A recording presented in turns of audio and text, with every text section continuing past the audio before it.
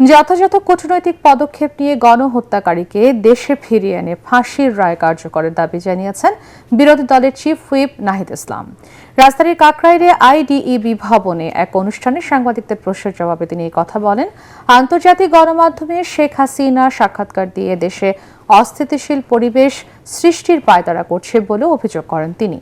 সাজাপ্রাপ্ত আসামির বক্তব্য দেওয়ার এখতিয়ার নেই উল্লেখ করে তিনি আরও বলেন, সরকারের উচিত দিল্লির সাথে আলোচনা করে দ্রুত শেখ হাসিনাকে দেশে ফিরিয়ে আনা।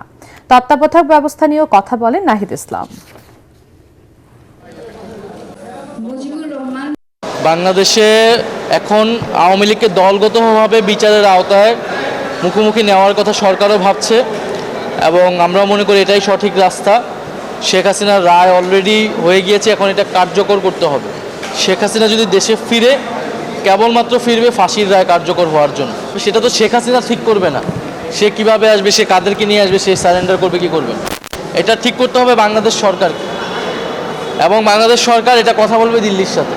এবং শেখ হাসিনাকে কেন্দ্র বা আওয়ামী লীগকে কেন্দ্র করে রাজনৈতিক পরিস্থিতি উত্তপ্ত করার যদি কোনো ধরনের পায়তারা প্রচেষ্টা হয়, সরকার যদি সেটাকে প্রশ্রয় দেয়, এটা সবচেয়ে বেশি ক্ষতির সম্মুখীন সরকারই হবে।